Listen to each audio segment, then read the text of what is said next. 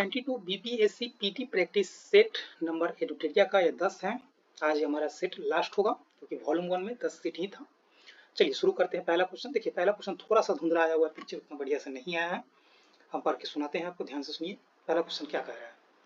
पहला क्वेश्चन कह रहा है कि चिरांद, चेचर, सेनुआर और ताराडीह के संबंध में निम्नलिखित कथन पर विचार करें। ये जो आप जगह सुन रहे हैं इसके कथन पर विचार करना है। कह रहा है पहला स्टेटमेंट कि सेनुआर से खेती किए गए चावल, जौ, मटर, मसूर और बाजरा के साक्ष्य मिले हैं। ये बात क्या हो जाएंगे? सही हो जाएंगे। पहला स्टेटमेंट है कि सेनुआर से खेती किए गए चावल, जौ, मटर, मसूर, बाजार के साक्ष्य मिले हैं। सही है। चिरांद से पॉलिश किया हुआ पत्थर की कुल्हाड़ियां, मिट्टी के बर्तन और टेराकोटा की मूर्ति मिली है। दूसरा भी स्टेटमेंट क्या हो जाएंगे? सही हो जाएंगे। तीसरा कह रहा है कि इन स्थल से लोहे के औजार के व्यापक उपयोग के प्रमाण मिले हैं। तो आप जानते हैं कि लोहा का उपयोग कब हुआ है? तो यह उत्तर वैदिक काल में हुआ है, नवपाषाण काल में नहीं मिला है, पूरा पाषाण काल में नहीं मिला है। सिंधु घाटी सभ्यता में लोहा नहीं मिला क्योंकि लोहा की खोज है लगभग 900 ईसा पूर्व में हुआ है। इसका मतलब है खोज ही जब 900 ईसा पूर्व में हुआ है, इसका मतलब उत्तर वैदिक काल में इसका उपयोग देखने को मिलेगा। इसमें उपयोग नहीं होगा, ये गलत हो जाएगा। चौथा स्टेटमेंट है कि इन स्थल से गोलाकार और अर्धवृत्ताकार घर के अवशेष मिले हैं। ये बात सही है क्योंकि नवपाषाण काल में गोलाकार और जो वृत्ताकार है घर बनाए जाते थे। इस प्रकार से पूछ रहा है कि अपने इसमें से गलत कितने हैं? तो केवल एक स्टेटमेंट जो 3 नंबर था वो गलत था। ये जो पूरा आप जो जगह देख रहे हैं ये बिहार की ही जगह है, ये नवपाषाण कालीन स्थल है। चलिए नेक्स्ट क्वेश्चन देखिए। नेक्स्ट थोड़ा सा दिख रहा है, थोड़ी समस्या तो होगा देखने में। आइए, कह रहा है कि हड़प्पा सभ्यता के विस्तार के संबंध में निम्नलिखित कथन पर विचार करें। कर लीजिए विचार। पहला स्टेटमेंट है कि इसकी उत्तरी सीमा है जो मांडा तक था। बिल्कुल सही है। उत्तरी सीमा कहाँ तक था? मांडा तक था। मांडा कहाँ पड़ता है? जम्मू कश्मीर में। इसका पश्चिमी सीमा स्थल सुत्का गेंडोर है। बिल्कुल सही है। वर्तमान पाकिस्तान जो बलूचिस्तान प्रांत है वहां तक इसका पश्चिमी सीमा है। पश्चिमी सीमा था सिंधु घाटी सभ्यता का, ये भी सही है। इसका दक्षिणी सीमा स्थल दैमाबाद, ये बिल्कुल क्या हो जाएंगे? सही हो जाएंगे। सब हड़प्पा सभ्यता से संबंधित सर्वाधिक स्थल पाकिस्तान में मिले हैं। नहीं भाई, पाकिस्तान में क्यों मिलेगा? ये भारत में ज्यादा मिला है। भारत में लगभग 900 से अधिक जो साइट्स हड़प्पा के हैं वो मिले हैं, जबकि अफगानिस्तान में मात्र 2 और पाकिस्तान में केवल 500 के आसपास में साइट्स ही मिले हैं। तो इसमें क्या हो जाएगा? ज्यादा साइट्स कहाँ हो जाएगा? ज्यादा साइट्स हो जाएगा भारत में। इस प्रकार से कौन सा सही है? 1, 2, 3 क्या हो जाएंगे? सही हो जाएंगे। आइए नेक्स्ट देखिए। नेक्स्ट तीसरा नंबर है विदुषी महिला है और उसकी विशेषता क्या है उसके बारे में पूछा जा रहा है। घोषा महिला है। घोषा ये कौन थी? तो ये ऋग्वेद में सूक्त की रचना की हुई थी। ये ऋग्वेद में सूक्त की जो रचना की थी घोषा। अपाला कौन थी? ये वैदिक मंत्रों की रचना से संबंधित है। अपाला का संबंध है जो वैदिक मंत्रों की रचना से संबंधित है। लोपामुद्रा है जो ऋषि अगस्त की पत्नी के रूप में प्रसिद्ध है। कौन है? लोपामुद्रा है। गार्गी कौन है? वह दार्शनिक बहसों में भाग लेती थी। कौन है? गार्गी है। आप गार्गी संहिता सुनी होइएगा, ये बहस होता था, उसमें डिबेट में भाग लेती थी, ये गार्गी थी। कौन सा इसका आंसर हो जाएगा? ए का 3, बी के 1, सी के 2, डी नंबर, ए नंबर आंसर हो जाएगा। चलिए नेक्स्ट देखिए 4 नंबर क्वेश्चन। नेक्स्ट क्या कह रहा है? नेक्स्ट चौथा क्वेश्चन कह रहा है कि निम्नलिखित कथन पर विचार करना है। हड़प्पा वंश मगध का प्रथम राजवंश था। ये बात क्या हो जाएंगे? सही हो जाएंगे। हड़प्पा वंश है जो मगध का प्रथम राजवंश था। ये बात क्या हो जाएंगे? सही हो जाएंगे। शिशुनाग वंश हड़प्पा वंश के बाद आया था। ये बात भी सही हो जाएंगे। नंद वंश के बाद मौर्य वंश स्थापित हुआ था। ये भी बात सही हो जाएंगे। कण्व वंश शुंग वंश से पहले स्थापित हुआ था। नहीं भाई, पहले नहीं, बाद में स्थापित हुआ था। कण्व वंश है वो शुंग वंश के बाद में स्थापित हुआ था। इस प्रकार से कौन सा सही हो जाएंगे? कौन सा सही हो जाएगा? 1, 2, 3 क्या है? सही है। चलिए नेक्स्ट देखिए 5 नंबर क्वेश्चन। बिहार में विक्रमशिला विश्वविद्यालय के संबंध में निम्नलिखित कथन पर विचार करें। यह बिहार के वर्तमान बांका जिला में है। ये बात क्या हो जाएंगे? गलत हो जाएंगे क्योंकि बांका जिला में नहीं है। ये कहाँ हो जाएगा? भागलपुर जिला में हो जाएगा।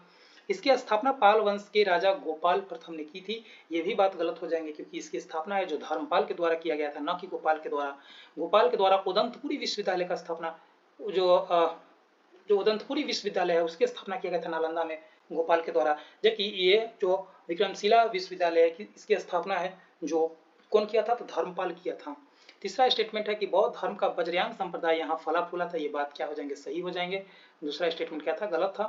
चौथा कह रहे हैं यहाँ खगोल विज्ञान, तर्कशास्त्र, कानून, व्याकरण और दर्शन जैसे अन्य विषय भी पढ़ाए जाते थे। ये भी बात क्या हो जाएंगे? सही हो जाएंगे। आपसे पूछा जा रहा है गलत कौन है, तो गलत कौन सा है? 1 और 2 क्या है? गलत है। चलिए नेक्स्ट देखिए 6 नंबर। मुगल दरबार का वह कौन सा हिंदू कलाकार है जिसे 17वीं सदी के हर प्रमुख शाही और कुलीन व्यक्ति की हूबहू छवि उतारने की अपनी बेजोर क्षमता के कारण अक्सर मुगल वैन डाइक कहा जाता है और जहांगीर प्रेफरिंग वो अ सूफी शेख टू अ किंग नामक चित्र में अपने स्वयं के चित्र सेल्फ पोर्ट्रेट के लिए विशेष रूप से प्रसिद्ध है। ये कौन सा चित्रकार है जिसके बारे में कहा गया था? ये है विचित्र। विचित्र है जिसके बारे में ऊपर बताया गया, इसका नाम ही है विचित्र। चलिए नेक्स्ट देखिए 7 नंबर क्वेश्चन क्या कह रहा है कि अकबर के प्रशासन को सुदृढ़ बनाने में महत्वपूर्ण भूमिका निभाई। यह इस संदर्भ में इसके द्वारा किए गए निम्नलिखित सुधारों पर विचार करें और सही कूट का चयन करें। कर लीजिए। वकील के पद के अधिकार को कम कर दिया गया। ये बात क्या हो जाएंगे? सही हो जाएंगे कि वकील के अधिकार के पद को, वकील के जो पद था उसके अधिकार को कम कर दिया गया।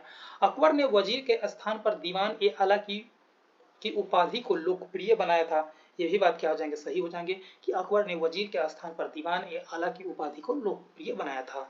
उसके शासन काल में सूबा प्रांतों की संख्या 16 थी। नहीं भाई 16 नहीं थी, शुरुआत में 12 थी और बाद में विजय करके 15 बनाया हुआ था। इसका मतलब ये स्टेटमेंट क्या हो जाएंगे? गलत है। जब इसको पैतृक संपत्ति मिला था तो उस समय 12 था, लेकिन बाद में जीत करके 15 जो प्रांत है बना लिया था।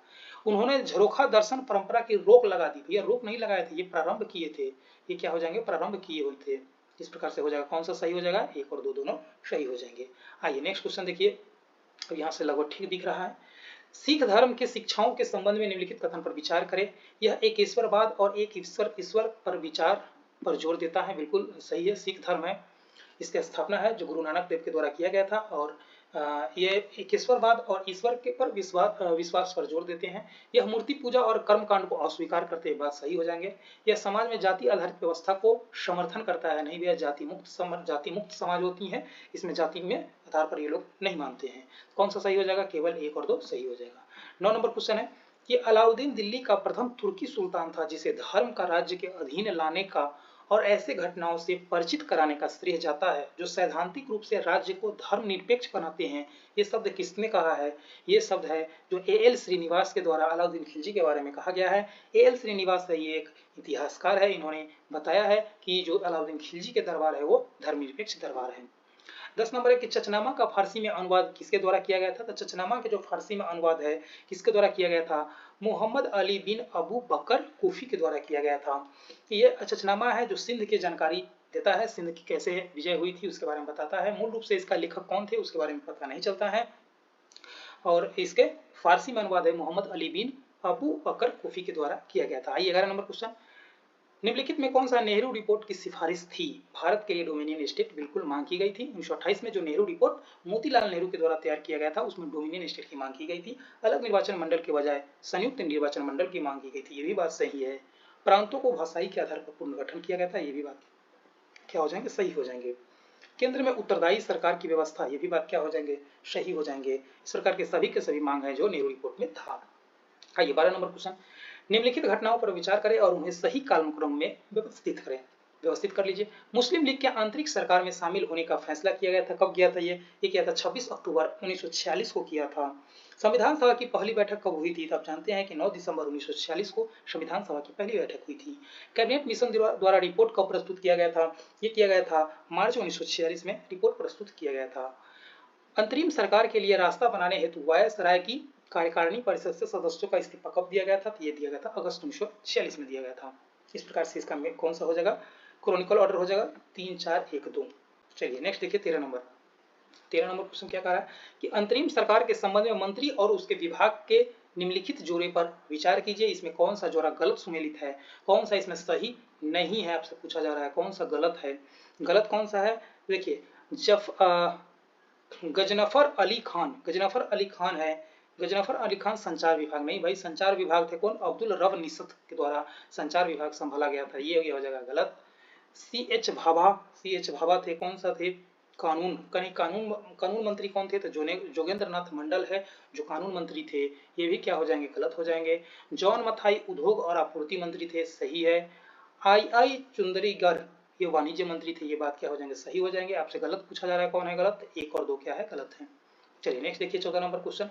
निम्नलिखित में कौन भारत सरकार अधिनियम 1919 की मुख्य विशेषता है? केंद्र में द्वैध शासन की शुरुआत की गई थी। ये बात क्या हो जाएंगे? केंद्र में नहीं किया गया था भाई। केंद्र में क्या थे? ये नहीं था। ये बात क्या हो जाएंगे? गलत हो जाएंगे, क्योंकि राज्य में द्वैध शासन की शुरुआत की गई थी और केंद्र में द्वैध शासन है जो 1935 का अधिनियम के तहत किया गया था। पहली बार प्रांतीय बजट को केंद्रीय बजट से अलग कर दिया गया था, ये बात सही हो जाएंगे। मुस्लिम समुदाय के लिए अलग प्रतिनिधि की शुरुआत की गई थी और अलगाववाद के बीज बोए गए थे, ये बात क्या हो जाएंगे, गलत हो जाएंगे, क्योंकि ये प्रावधान है जो मुस्लिम के लिए अलग प्रतिनिधि की शुरुआत कब की गई थी, ये 1909 में किया गया था। प्रांतीय स्वायत्तता की शुरुआत कर दी गई थी, ये भी हो जाएंगे गलत, क्योंकि प्रांतीय स्वायत्तता की शुरुआत कब हुआ था, ये हुआ था कब, 1935 में हुआ था। इस प्रकार से कौन सा सही है, तो केवल और केवल दो, सॉरी केवल दो सही इसमें है।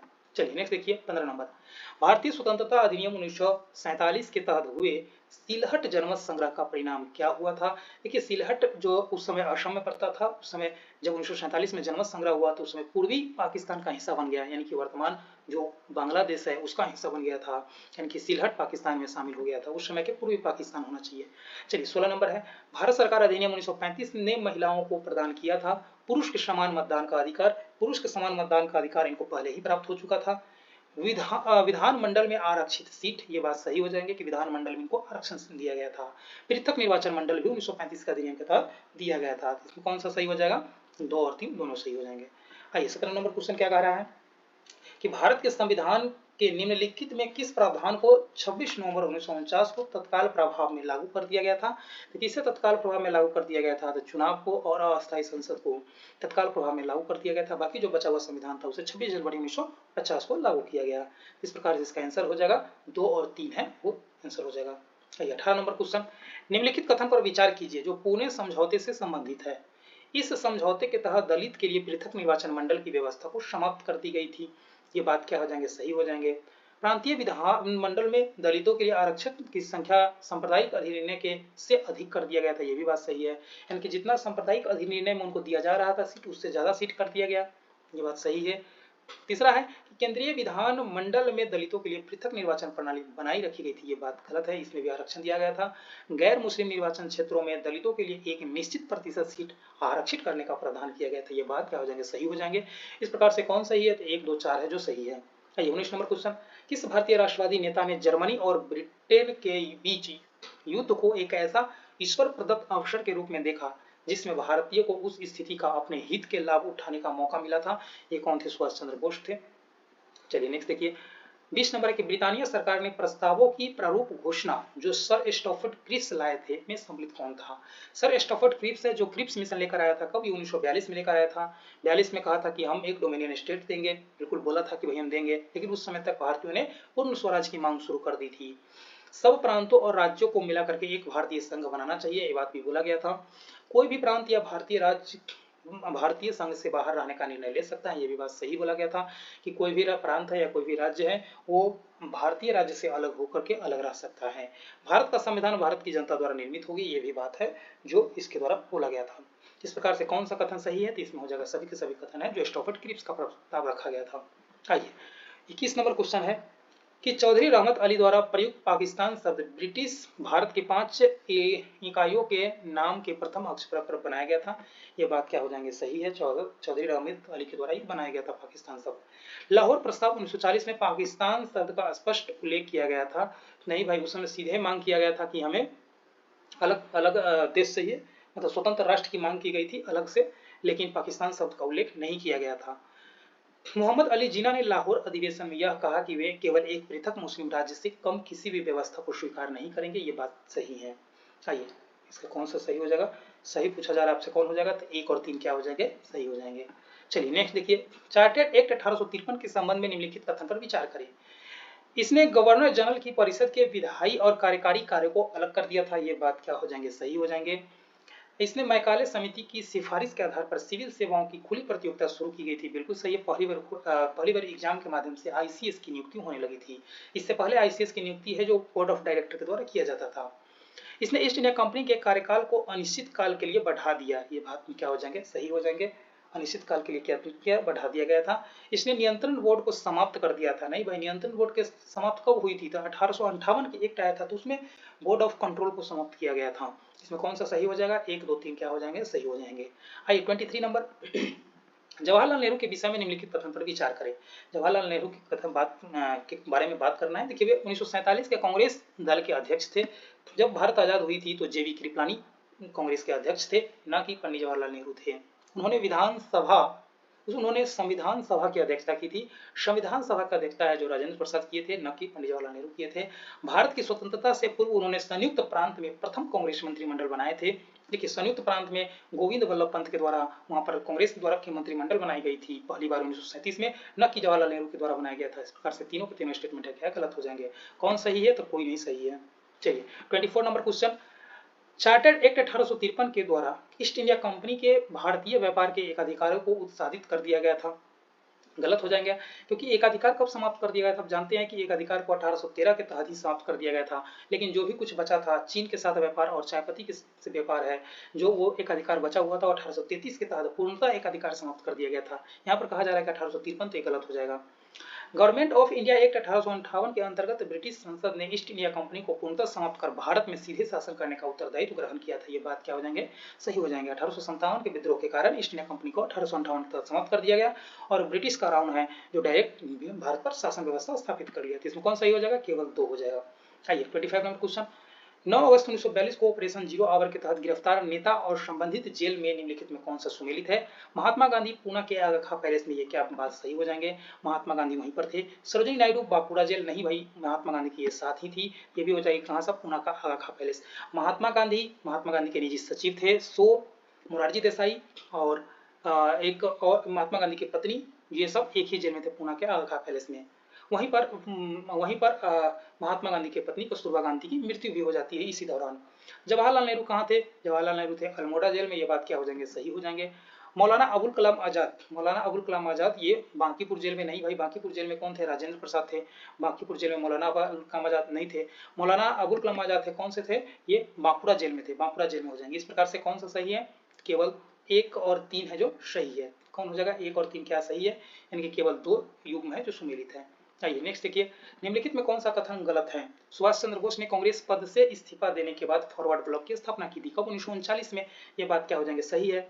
आजाद हिंद फौज का गठन सबसे पहले जापान में हुआ था, नहीं भाई, जापान में नहीं हुआ था। आजाद हिंद फौज का गठन कहाँ हुआ था, तो सिंगापुर में हुआ था, ये हो जाएंगे बात गलत। आपसे पूछा जा रहा है गलत कौन सा है, तो यही गलत है। इसका आंसर कौन सा हो जाएगा, बी नंबर आंसर हो जाएगा। IANA ट्रायल ने भारत में राष्ट्रवादी भावना को और तेज कर दिया था, ये बात क्या हो जाएंगे, सही हो जाएंगे। आजाद हिंद सरकार को कुछ देश ने मान्यता भी दिया था, ये भी बात सही हो जाएंगे।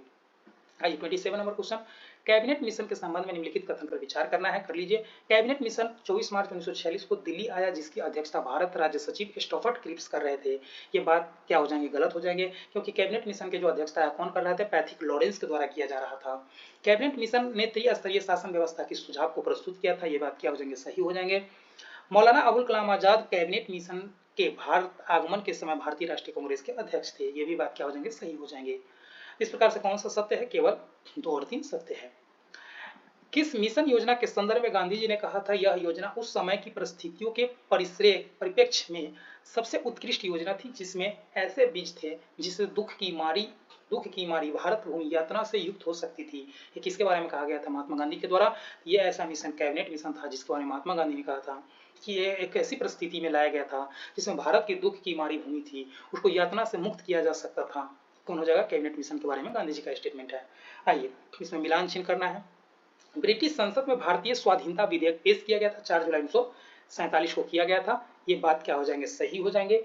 जवाहरलाल नेहरू ने नेतृत्व में अंतरिम सरकार का गठन कब किया गया था, तो 2 सितंबर 1946 को किया गया था, ये भी बात क्या हो जाएंगे, सही हो जाएंगे। और अगला स्टेटमेंट क्या कह रहा है कि मुस्लिम लीग का अंतरिम सरकार में शामिल होना 24 अक्टूबर 1946, ये भी बात क्या हो जाएंगे, ये भी बात हो जाएंगे, सही हो जाएंगे। ये भी बात क्या हो जाएगा, सही हो जाएगा। इस प्रकार से कौन सा सही है, तो तीनों के तीनों क्या है, सही है। आइए 30 नंबर क्वेश्चन क्या कह रहा है कि द्वितीय गोलमेज सम्मेलन के असफल होने का मुख्य कारण क्या था। द्वितीय गोलमेज सम्मेलन का आयोजन 1931 में किया गया था और इसमें सांप्रदायिक प्रतिनिधित्व का जो मुद्दा था, उसके वजह से ये क्या है, ये जो द्वितीय गोलमेज सम्मेलन है वो असफल रहा था।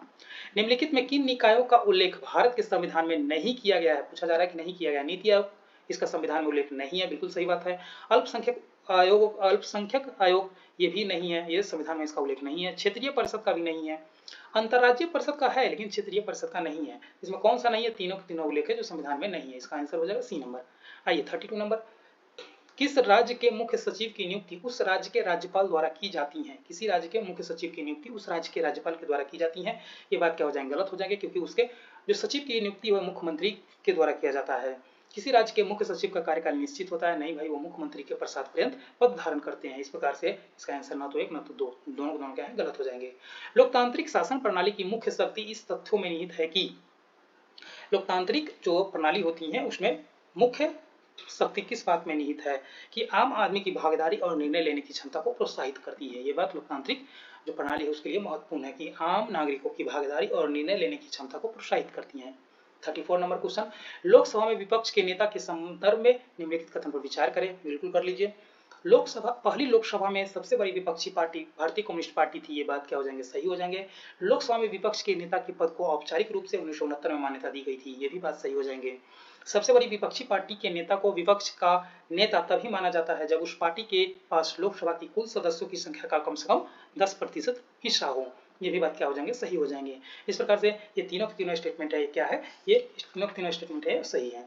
आइए नेक्स्ट देखिए 35 नंबर, संविधान की 9वीं अनुसूची किस प्रधानमंत्री के कार्यकाल में जोड़ा गया था। ये पहला संविधान संशोधन 1951 में किया गया था। उस समय पंडित जवाहरलाल नेहरू प्रधानमंत्री थे, इन्हीं के समय 9वीं अनुसूची जोड़ा गया था। आइए 36 नंबर क्वेश्चन, निम्नलिखित में कौन सा विकल्प भारत के सुप्रीम कोर्ट के किसी न्यायाधीश को पद से हटाने की प्रक्रिया का सही वर्णन करता है। संविधान में सिद्ध कदाचार और अक्षमता को विस्तार से परिभाषित किया गया है। नहीं भैया, इसको परिभाषित नहीं किया गया है। आधार दो ही है, सर्वोच्च न्यायालय के न्यायाधीश को या हाई कोर्ट के न्यायाधीश को हटाने के लिए आधार दो ही है, कदाचार और अक्षमता, और इसकी परिभाषित नहीं किया गया है। कदाचार और अक्षमता यही संविधान में कहा गया है कि इसी आधार पर सुप्रीम कोर्ट और हाई कोर्ट के जज को हटाया जा सकता है, लेकिन इसको परिभाषित नहीं किया गया है।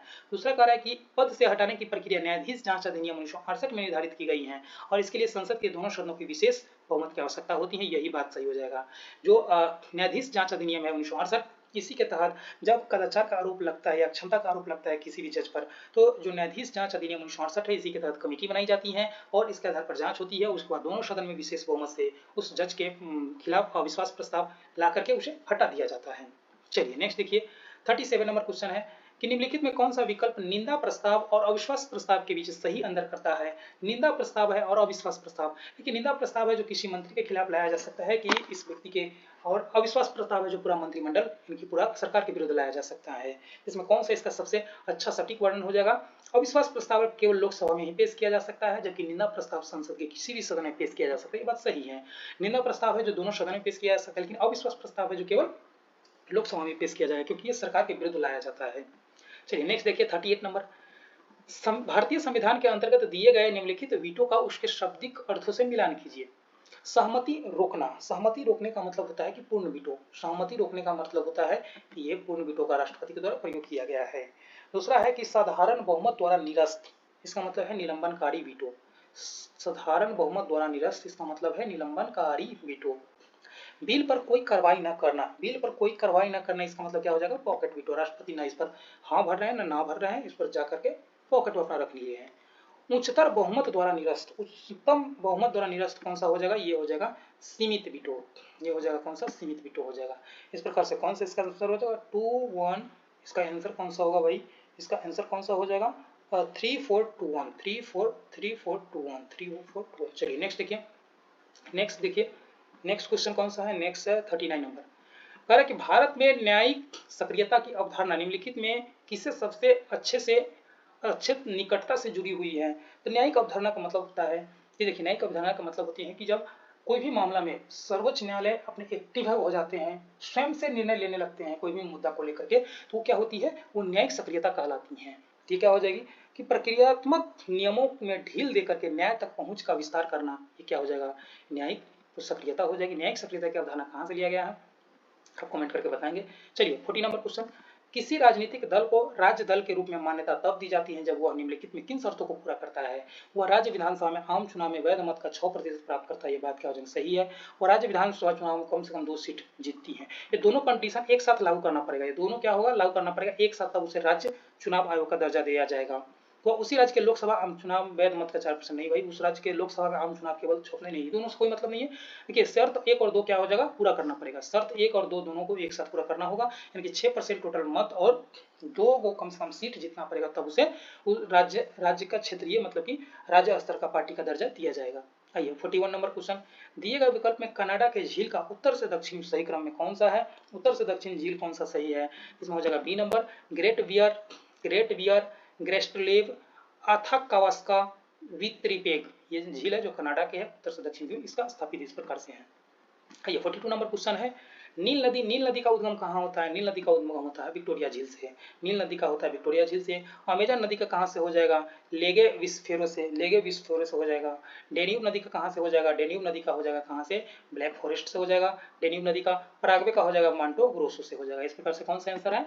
2 1 4 3, 2 1 4 3। चलिए नेक्स्ट क्वेश्चन देखिए, नेक्स्ट है 43 नंबर क्वेश्चन क्या कह रहा है कि हाल ही में खबरों में रहा वेनेजुएला ने उनमें किन देशों के साथ सीमा साझा करती हैं? वेनेजुएला किन देशों के साथ सीमा साझा करती हैं? हो जाएगा Colombia, Guyana, Brazil. Colombia, Guyana, Brazil के साथ वेनेजुएला है जो सीमा साझा करती हैं। निम्नलिखित देखिए पर्वत दिया हुआ है, उसको क्या करना है? पूरब से पश्चिम की ओर सही करना है, पूरब से पश्चिम क्रम में सही सजाना है। तो सबसे पूरब में कौन सा हो जाएगा? गारो खासी जयंतिया कहाँ पड़ता है? मेघालय में पड़ता है, सबसे पूरब में हो जाएगा। उसके बाद कौन सा हो जाएगा? नंदा देवी हो जाएगा। उसके बाद कामेत, उसके बाद केटू, इसका मतलब सही में है, सही सजाया हुआ है। सबसे पूरब में कौन सा है? गारो पहाड़ी है, और सबसे पश्चिम में कौन सा है? केटू है। 45 नंबर क्वेश्चन कौन सा है? 45 कह रहा है कि निम्नलिखित आधार पर हिमालय नदी की प्रायद्वीपीय नदी से तुलना करें। हिमालय नदी और प्रायद्वीपीय नदी को तुलना करना है, कर लीजिए। कह रहा है कि अधिकांश हिमालय नदियां 12 है, लेकिन अधिकांश प्रायद्वीपीय नदियां वर्षा पर निर्भर करती है। ये बात क्या हो जाएंगे? सही है। हिमालय नदी की ढाल प्रायद्वीपीय नदी की तुलना में अधिक खरा है, ये भी बात क्या हो जाएंगे? सही हो जाएंगे। प्रायद्वीपीय नदी हिमालय नदी की तुलना में अपने रास्ते में अधिक क्षरण का काम करती है, नहीं भाई गलत हो जाएगा। इसमें हिमालय नदी है वो अधिक क्षरण करेगा, प्रायद्वीपीय नदी है उसकी क्षरण कम होती है हिमालय नदी की अपेक्षा। इस प्रकार से इसमें कौन सही हो जाएगा? केवल 1 और 2 क्या हो जाएंगे? सही हो जाएंगे। आइए 46 नंबर, पश्चिमी घाट उत्तर पूर्वी क्षेत्र की पहाड़ी और अंडमान एवं निकोबार द्वीप समूह में पाए जाने वाले वनों की चुनिए। कौन सा वन पाया जाता है? तो वहाँ पाया जाता है उष्णकटिबंधीय सदाबहार वन पाया जाता है, क्योंकि यहाँ पर वर्षा है जो 200 सेंटीमीटर से अधिक होती है, इसीलिए यहाँ पर उष्णकटिबंधीय सदाबहार वन पाया जाएगा। देखिए 47 नंबर क्वेश्चन करेंगे, निम्नलिखित कथन पर विचार करें और सही का पहचान करना है। ग्रेट हिमालय अपने निरंतरता के लिए जाना जाता है। ग्रेट हिमालय क्या है? अपने निरंतरता के लिए जाना जाता है। ये बात क्या हो जाएंगे? सही हो जाएंगे। ग्रेट हिमालय अपने व्यापकता और अनुदैर्घ्य घाटियों के लिए जाना जाता है। नहीं भैया, अनुदैर्घ्य घाटी कहाँ पर देखने को मिलेगा? ये मिलेगा कहाँ पर? मध्य और बृहद के हिमालय के बीच में मिलेगा, न कि ग्रेटर हिमालय में। ये क्या हो जाएंगे? गलत हो जाएंगे।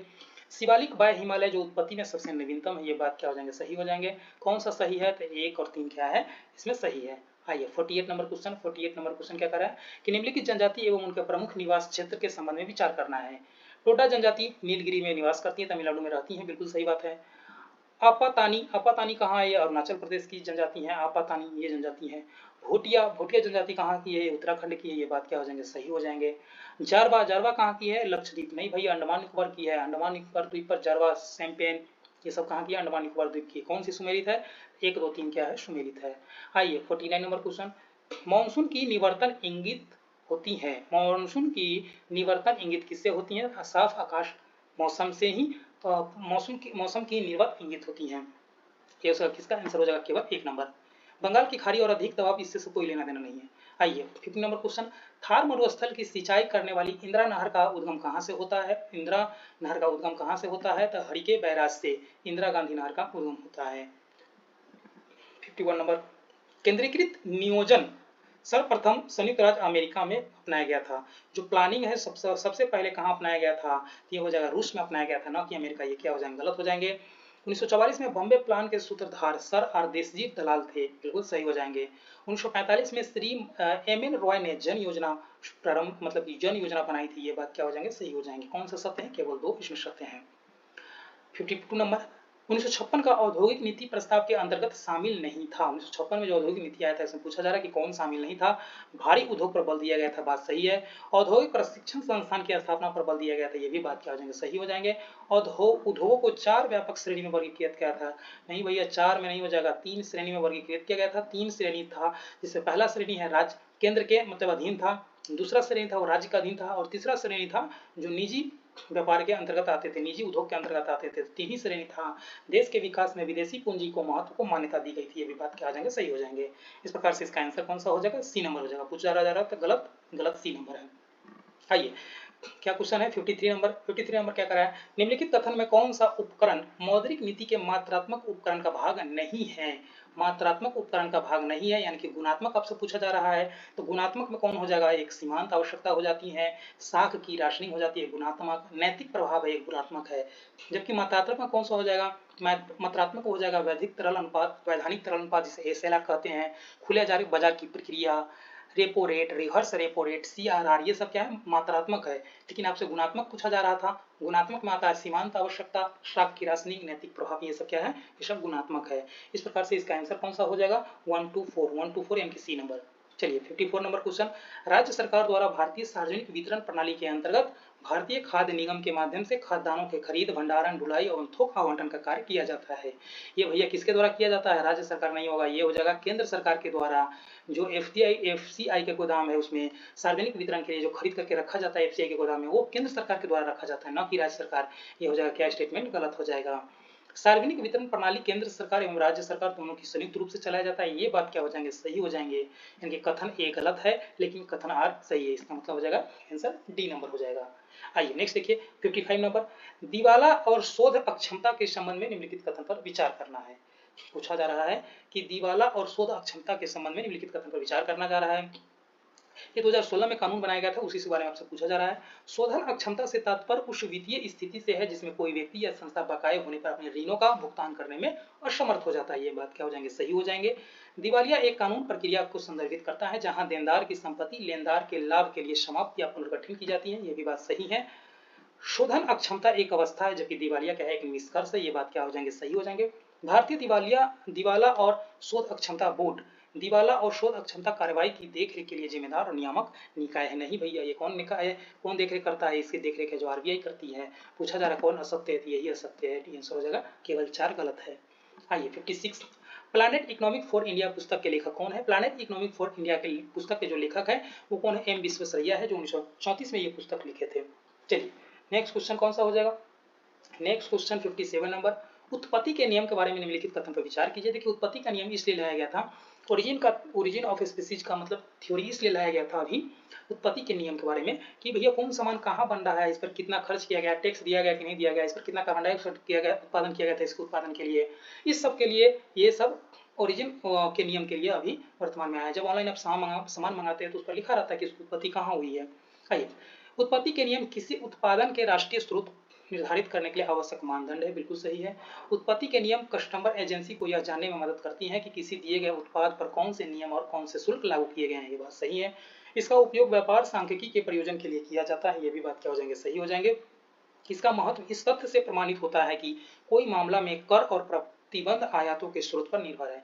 ये सब जानने के लिए उत्पत्ति के नियम है, इसके बारे में दिया गया था। जब आप ऑनलाइन ऑर्डर करते हैं तो उसमें इस चीज़ का मेंशन किया जाता है कि कहाँ से प्रोडक्ट आया है, इस पर कितनी पर्यावरण खर्च की गई है, पर्यावरण नुकसान कितना किया है, सब बारे में सब जानकारी होती है। आइए, इसका आंसर हो जाएगा डी नंबर। एक अवधारणा के रूप में मानव पूंजी निर्माण को बेहतर व्याख्या एक प्रक्रिया के संदर्भ में की जाती है जो सक्षम बनाती है। इसमें पूछा जा रहा है कि असत्य कथन को चुनना है। किसी देश के व्यक्तियों द्वारा अधिक पूंजी संचय करना, देखिए ये मानव पूंजी के अंतर्गत नहीं आता है भाई।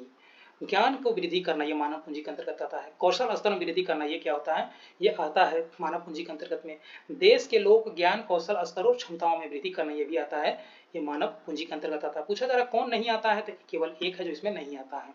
59 नंबर क्वेश्चन, बैंक दर वह ब्याज दर है जो भारतीय रिजर्व बैंक अपने ग्राहकों को अल्पकालीन उधार देती है। देखिए सबसे पहले तो RBI अपने ग्राहक को नहीं देती है, ये देती है किसको, कमर्शियल बैंक को देती है। और बैंक दर में क्या होती है, ये लॉन्ग टर्म के लिए देती है। कमर्शियल बैंक को RBI लॉन्ग टर्म के लिए जो जो मतलब कि उपलब्ध कराती हैं उसे बैंक दर कहते हैं। और वो लंबे समय के लिए होता है ना कि अल्पकालीन होता है। और याद रखेंगे कि RBI डायरेक्ट ग्राहक को लोन नहीं देती है, वो कमर्शियल बैंक को लोन देती है। रेपो दर वह ब्याज दर है जिस पर भारतीय रिजर्व बैंक अपने ग्राहकों को दीर्घकालीन उधार देती है। नहीं भैया, ये शॉर्ट टर्म के लिए होता है। दोनों एक दूसरे को क्या कर दिया, उल्टा कर दिया। पूछा जा रहा है कौन गलत है, तो एक और दो दोनों गलत है। एपेक का पूर्ण रूप क्या है, एपेक का पूर्ण रूप क्या है, इसका पूरा नाम है एशिया पैसिफिक इकोनॉमिक कोऑपरेशन। इसका पूरा नाम है Asia Pacific cooperation economic, Asia Pacific economic cooperation इसका पूरा नाम है। ये है। इसमें सदस्य कितना है, 21 सदस्य अभी है। भारत इसका सदस्य नहीं है। 1989 में इसका स्थापना किया गया था, 1989 में स्थापना किया गया था। ये व्यापार के लिए एक संगठन बनाया गया है एशिया क्षेत्र में, इसी के बारे में आपसे पूछा जा रहा था। चलिए, प्रकाशीय तंतु किस सिद्धांत पर कार्य करती है। प्रकाशीय तंतु है जो पूर्ण आंतरिक परावर्तन पर, टोटल इंटरनल रिफ्लेक्शन पर कार्य करती है प्रकाशीय तंतु। अवतल दर्पण में किसी वस्तु को फोकस पर रखने पर प्रतिबिंब का आकार वस्तु की तुलना में बहुत बड़ा बनता है। तभी तो अवतल दर्पण का प्रयोग है। जो दांत के डॉक्टर है इसका प्रयोग करते हैं। आप केस कटवाने जाते हैं, वहां पर जो दर्पण लगा होता है वो कौन सा है, अवतल दर्पण होता है। आइए 63 नंबर, जल के अंदर पड़ी हुई कोई वस्तु वास्तविक गहराई से ऊपर उठी हुई दिखाई देती है। क्यों दिखाई देती है? ये दिखाई देती है हमें अपवर्तन के कारण। प्रकाश के अपवर्तन के कारण जो वास्तविक गहराई होती है वो नहीं दिखाई देती है। देखिएगा नदी में या पोखर में क्या होती है, मछली जहाँ पर रहती है वहाँ पर दिखाई नहीं देती, हमें लगता है कि ऊपरे ऊपरे मछली चल रही है, लेकिन वास्तविकता क्या है, वो अंदर रहती है। आइए 64 नंबर क्वेश्चन क्या है, न्यूटन मीटर निम्नलिखित में किसका एसआई मात्रक है? ये कार्य का एसआई मात्रक, कार्य का एसआई मात्रक को ही न्यूटन मीटर कहा जाता है। जबकि शक्ति किसका है? शक्ति का एसआई मात्रक हो जाएगा वाट, बल का हो जाएगा क्या, न्यूटन, और पृष्ठ तनाव का हो जाएगा न्यूटन पर मीटर हो जाएगा। यदि 220 किलोवोल्ट वोल्टेज का 100 एमवी वोल्ट शक्ति प्रसारित की जाती है तो करंट लगभग कितनी होगी? ये होगी 454 एम्पियर। आधुनिक मोबाइल फोन में डेटा ट्रांसमिशन के लिए मुख्यतः कौन सी विद्युत चुंबकीय तरंग का उपयोग किया जाता है? ये प्रयोग किया जाता है रेडियो तरंग का। आपके मोबाइल में जो डेटा भेजते हैं आप, तो उसके लिए कौन सा उपयोग होता है? ये रेडियो तरंग उपयोग होता है। निम्नलिखित में किसे रक्तस्रावन रोग कभी कहा जाता है? रक्तस्रावन रोग किसे कहा जाता है? तो हीमोफीलिया को रक्तस्रावन रोग भी कहा जाता है। चाहिए मिलान करना है, संरचना है और कार्य क्या होती हैं। क्लोरोप्लास्ट, क्लोरोप्लास्ट आप जानते हैं कि पौधों में पाया जाता है। ये प्रकाश संश्लेषण के लिए महत्वपूर्ण संपूर्ण क्रिया स्थल है क्लोरोप्लास्ट। क्लोरोफिल, क्लोरोफिल में प्रकाश, ये क्लोरोफिल में प्रकाश ऊर्जा का अवशोषण करती हैं। एस्टोमाटा, एस्टोमाटा किसके लिए होता है? गैस के आदान प्रदान के लिए एस्टोमाटा होती हैं। जो पत्ती में छिद्र होता है उसी को एस्टोमाटा कहा जाता है, उसी को रंध्र कहते हैं हिंदी में। जाइलम है जो जल के परिवहन के लिए यह काम होता है। इसका आंसर कौन सा हो जाएगा? ए का 2, बी का 1, सी के 3, आंसर ए। 69 नंबर, निम्नलिखित में कौन डीएनए में उपस्थित क्षार युग्म नहीं है? क्षार युग्म नहीं है। आप जानते हैं कि डीएनए में यूरासिल नहीं होता है। यूरासिल कहाँ पर होता है? आरएनए में यूरासिल होता है। जबकि एडानिन, साइटोसिन, थाइमिन, गुआनिन ये सब कहाँ हो जाएगा? डीएनए में हो जाएगा। और वहीं पर थाइमिन के जगह पर यूरासिल हो जाएगा कहाँ पर? आरएनए में हो जाएगा। यानी कि यूरासिल का संबंध कहाँ से है? ये आरएनए से इसका संबंध है। चलिए, मृदु उत्तक की प्रमुख विशेषता कौन सी है? मृदु उत्तक की प्रमुख विशेषता है जीवित कोशिकाएं और पतली भित्ति। जीवित कोशिकाएं और पतली भित्ति। आइए 71 नंबर क्वेश्चन क्या कह रहा है, किसी व्यक्ति का रुधिर वर्ग ए तो किस वर्ग से रुधिर ग्रहण नहीं कर सकता है? वो किस वर्ग से रुधिर ग्रहण नहीं कर सकता है? देखिए, जिस वर्ग से है उस वर्ग का तो ले ही सकता है, बिल्कुल ले ही सकता है। ए का तो लेगा ही लेगा, ओ का लेगा ही लेगा। इसका मतलब किसका नहीं लेगा? वो बी का नहीं लेगा। अगर बी का ले लिया तो ब्लड क्लॉटिंग हो जाएगा और व्यक्ति की मृत्यु हो सकती है। इसमें पूछ रहा है किसका नहीं ले सकता है? बी का नहीं ले सकता है। ए का ले ही सकता है क्योंकि ए वर्ग का है तो अपने वर्ग का तो ले ही सकता है, और ओ का भी ले सकता है। आप जानते ही हैं कि ओ क्या है? सर्वदाता है। तो ये किसी का ओ है जो किसी को भी दे सकता है। तो इसमें किसको नहीं नहीं ले सकता? तो बी का नहीं ले सकता। अगर बी का ब्लड उसको चढ़ा दिया जाए तो ब्लड क्लॉटिंग हो जाएगा और मरीज की मृत्यु हो सकती है। आइए 72 नंबर, निम्नलिखित में कौन अंतःस्रावी ग्रंथियों से संबंधित सही है? अंतःस्रावी ग्रंथि के बारे में पूछा जा रहा है कि कौन सा सही है। नलिका युक्त ग्रंथियां होती है, अंतःस्रावी में नलिका युक्त नहीं होती है। भैया अंदर जो अंतःस्रावी ग्रंथियां है उसमें नलिका नहीं होती हैं।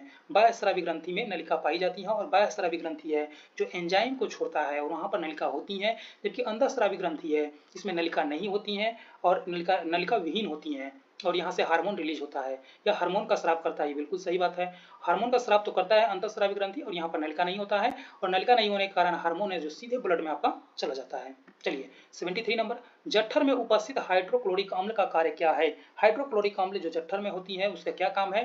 पाचन एंजाइम पेप्सिनोजोन को सक्रिय करना। जो HCl का काम क्या है? पाचन एंजाइम पेप्सिनोजोन को सक्रिय करना, ये HCl है, इसका काम होता है। 74 नंबर, निम्नलिखित में कौन सा विकल्प थर्मोस्टेटिक प्लास्टिक के संबंध में सही है?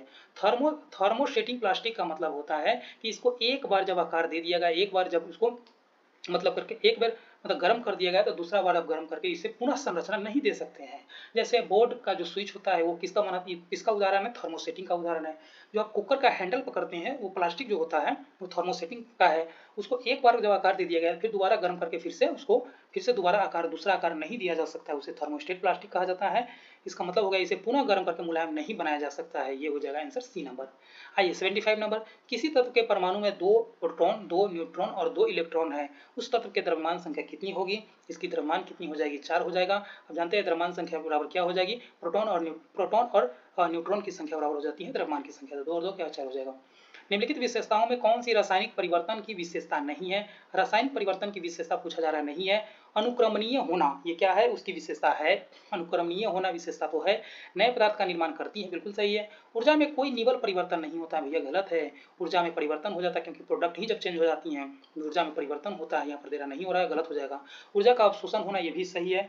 अस्थायी परिवर्तन होगा, क्योंकि जो अस्थायी परिवर्तन, रासायनिक परिवर्तन क्या है, केमिकल चेंज होने के बाद फिर से उसे अपने पुनः अवस्था में नहीं लौटा सकते हैं, तो क्या हो जाएगा, अस्थायी परिवर्तन हो जाएगा। लेकिन वही भौतिक परिवर्तन रहेगा, वहां पर अस्थायी परिवर्तन होता है। ऊर्जा का परिवर्तन हो जाएगा इसमें। इस प्रकार से इसमें कौन सा आंसर हो जाएगा, आंसर हो जाएगा सी नंबर। आइए 77 नंबर क्वेश्चन कैसा है। 77 कह रहा है कि तकनीक है उसका उपयोग कहा जा रहा है। देखिए लेडार, लेडार का प्रयोग कहाँ होता है, उच्च रेजोल्यूशन मानचित्रीकरण में, यानी कि उच्च रेजोल्यूशन में भू मानचित्रीकरण में लेडार का प्रयोग किया जाता है। क्रिस्पर कैस9 का प्रयोग कहाँ किया जाता है, जीन संपादन में क्रिस्पर कैस9 का प्रयोग किया जाता है। ब्लॉकचेन टेक्नोलॉजी है जो विकेंद्रीकरण अभिक्रिया है, ये लॉक हो जाती है। इसके जो क्रियान्वयन होती है ब्लॉकचेन टेक्नोलॉजी के बीच में से छेड़छाड़ नहीं किया जा सकता है। 4 नंबर क्वांटम डॉट्स जीवाश्म ईंधन में शोधन में, नहीं भाई क्वांटम डॉट्स का प्रयोग करते हैं सौर सेल में, टेलीमेडिसिन में हम लोग प्रयोग करते हैं, जो मेडिसिन होता है मेडिकल सेक्टर में उसमें प्रयोग करते हैं। इसमें कौन सा सही है, 1 2 3 क्या है, सही है। इसमें आपसे पूछा जा रहा है सही कौन सा है, तो 1 2 3 क्या हो जाएंगे, सही हो जाएंगे। आइए गोलीय दर्पण की फोकस दूरी होती है, गोलीय दर्पण की फोकस दूरी होती है इसकी वक्रता त्रिज्या के आधे के बराबर, इसके वक्रता त्रिज्या के आधे के बराबर गोलीय दर्पण की फोकस दूरी होती है। डीएनए फिंगरप्रिंट में कौन सी तकनीक का उपयोग किया जाता है, डीएनए जो फिंगरप्रिंट होती है उसमें कौन सी प्रयोग होता है, पीसीआर भी करते हैं, पॉलीमरेज चैन रिएक्शन करते हैं, जेले इलेक्ट्रोफोरेंसिक करते हैं, सर्दन ब्लॉटिंग करते हैं। इस प्रकार से ये क्या हो जाएंगे, सभी हो जाएंगे, सभी के सभी जो डीएनए फिंगरप्रिंट से संबंधित है। इसरो के प्रोजेक्ट नेत्र का उद्देश्य क्या है, इसरो के जो प्रोजेक्ट नेत्र है उसका संबंध है कि अंतरिक्ष मलबे की निगरानी करना। अंतरिक्ष में जो मलबा है जो यहाँ से सैटेलाइट जाता है और उसकी कार्य जो दिवस होती है वो खत्म होने के बाद वो क्या होती है, एक अंतरिक्ष मलबे के रूप में कन्वर्ट हो जाता है। उसी की देखरेख करने के लिए इसरो के द्वारा प्रोजेक्ट नेत्र चलाया जा रहा है। आइए नेक्स्ट देखिए 81, हाइड्रोजन फ्यूल सेल में विद्युत ऊर्जा का उत्पादन किस अभिक्रिया के द्वारा किया जाता है, तो हाइड्रोजन फ्यूल सेल में विद्युत ऊर्जा का उत्पादन है जो इलेक्ट्रोकेमिकल अभिक्रिया के माध्यम से ये विद्युत ऊर्जा का उत्पादन किया जाता है। निम्नलिखित में कौन कार्नेलाइट और डोलोमाइट किस धातु के अयस्क है, किसका अयस्क है, ये हो जाएंगे मैग्नीशियम के अयस्क है जो कार्नेलाइट और डोलोमाइट है। आइए 83 नंबर, निम्नलिखित में कौन सा उदाहरण थर्मोसेटिंग प्लास्टिक का नहीं है। थर्मोसेटिंग प्लास्टिक का भी हम जिक्र कर रहे थे कि उसे पुनः गर्म करके, दोबारा गर्म करके जब एक बार संरचना दे दिया जाता है तो पुनः गर्म करके उसे दोबारा संरचना नहीं दिया जा सकता है, वो क्या कहलाता है, थर्मोसेटिंग प्लास्टिक कहलाता है। इसमें पूछ रहा कौन उदाहरण नहीं है, तो ये पॉलीथीन है। पॉलीथीन है, आप इसको कितना बार भी गर्म करके संरचना, नई नई संरचना आप इसे ढाल सकते हैं, इसीलिए इसका यही उदाहरण नहीं है। 84 नंबर, अपघटन प्रक्रिया में मुख्य रूप से कौन सी जीव शामिल होती हैं, तो अपघटन में कौन से शामिल होते हैं, ये होते हैं बैक्टीरिया और कवक, बैक्टीरिया और कवक शामिल होते हैं। दूध के खट्टा होने का संबंध किस अम्ल से है, दूध में कौन सा अम्ल पाया जाता है, तो ये हो जाएगा टार्ट्रिक अम्ल है, जो कहाँ पाया जाता है, दूध में पाया जाता है। वही साइट्रिक अम्ल कहाँ पाया जाता है, तो जो भी खट्टा पदार्थ होता है वो साइट्रिक अम्ल पाया जाएगा। टार्ट्रिक अम्ल कहाँ होता है, तो इमली में टार्ट्रिक अम्ल होता है, टार्ट्रिक अम्ल कहाँ हो जाएगा, इमली में हो जाएगा। चलिए नेक्स्ट क्वेश्चन कौन सा हो जाएगा, नेक्स्ट 86 कह रहा है कि मिश्र धातु 2 या 2 से अधिक धातु का समांगी मिश्रण होता है, ये बात क्या हो जाएंगे, सही हो जाएंगे। स्टील में क्रोमियम और निकेल मिला करके जंग रोधी बनाया जाता है जिसे स्टेनलेस स्टील कहते हैं, ये भी बात क्या हो जाएंगे, सही है। दोनों क्या बात हो जाएंगे, सही हो जाएंगे। एक इलेक्ट्रिक वोल्ट बराबर कितने जूल होते हैं, एक इलेक्ट्रिक वोल्ट बराबर 1.6 गुना 10 टू द पावर -19 जूल होते हैं। एक इलेक्ट्रिक वोल्ट बराबर कितना जूल हो जाएगा, 1.6 गुना 10 टू द पावर -19 जूल होता है। यदि प्रतिरोध दोगुना कर दिया जाए तो विभवांतर समान रहे तो धारा पर क्या प्रभाव पड़ेगी, धारा पर क्या प्रभाव पड़ेगी, वो आधी हो जाएगी। रंग अंधता कलर ब्लाइंडनेस किस कारण से होती है, कलर ब्लाइंडनेस किस कारण से होती है, शंकु कोशिकाओं की खराबी के कारण कलर ब्लाइंडनेस होता है, जिसमें लाल हरा नीला की पहचान नहीं हो पाती है। 90 नंबर, तेल की परत पर जब पानी की सतह पर फैलती है, तेल की परत जब पानी की सतह पर फैलती है तो रंग बिरंगे पैटर्न दिखाई देती हैं, यह किसके कारण होता है, ये प्रकाश के व्यतिकरण के कारण होता है, ये प्रकाश के व्यतिकरण के कारण होता है। आइए 91 नंबर क्वेश्चन, बिहार में विंध्य चट्टान की भूवैज्ञानिक आयु गंगा के मैदान चतुर्थ जलोढ़ निक्षेप की तुलना में कम है, कम नहीं है भैया, क्या है, ज्यादा है। गंगा की मैदान है वो कम आयु के है, किसके अपेक्षा, विंध्य चट्टान की अपेक्षा। ये क्या हो जाएंगे स्टेटमेंट, ये हो जाएंगे गलत। कैमूर और रोहतास वे मुख्य जिले हैं जहां पर विंध्य चट्टान प्रणाली पाई जाती है, ये बात क्या हो जाएंगे, सही हो जाएंगे। कौन सा सही हो जाएगा, केवल 2 इसमें स्टेटमेंट है जो सही है। आइए 92 नंबर क्या कह रहा है, निम्नलिखित युग्म पर विचार करें, जलमार्ग और नदी, जो बिहार में जो नदी है वो कौन से जलमार्ग से गुजरती है। देखिए सोन नदी है, सोन नदी है जो NW नेशनल वाटरवे 58 पर है, ये बात क्या हो जाएंगे, सही हो जाएंगे।